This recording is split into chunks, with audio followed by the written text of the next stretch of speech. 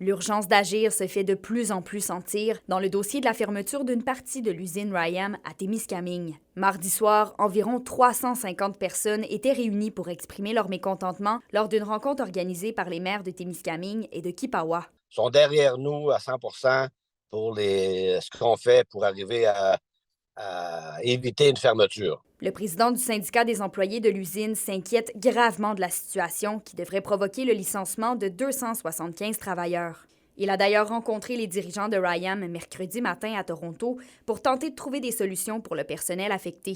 Toutes les personnes de la spécialité cellulose qui ont eu leur lettre de mise à pied, on essaie de trouver des solutions comme des pré-retraites, des choses comme ça, parce qu'il va y avoir du reclassement dans les deux autres usines sur le site de Témiscamingue.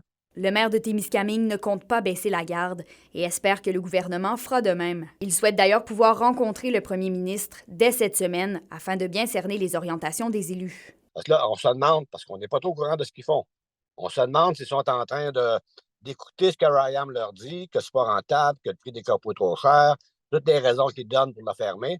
Mais on veut s'assurer qu'il y ait un autre côté de la médaille. Depuis l'annonce de RYAM il y a 2 semaines, le député de Rouyn-Noranda-Témiscamingue, Daniel Bernard, affirme travailler ardemment sur le dossier. On va essayer d'avoir un report de 90 jours de la mise à pied ou des arrêts des opérations pour mettre en place, si possible, un comité de relance. C'est vraiment la première chose sur laquelle on veut travailler. M. Bernard et la préfète de la MRC de Témiscamingue, Claire Bolduc, étaient d'ailleurs à Québec mercredi pour adresser le dossier avec la ministre des Ressources naturelles et des Forêts, Maïté Blanchette-Vézina, ainsi qu'avec le ministre de l'Économie, Pierre Fitzgibbon. On est très actifs depuis le tout début, là, en contact avec les partenaires, avec les gens du milieu.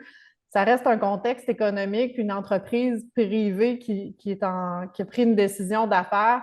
Mais nous, on ne veut pas laisser tomber le Témiscamingue et on est en relation avec les partenaires du milieu. De son côté, l'entreprise RYAM n'a pas répondu à la demande d'entrevue dans les délais requis. Kémilia Laliberté pour RNC Nouvelles.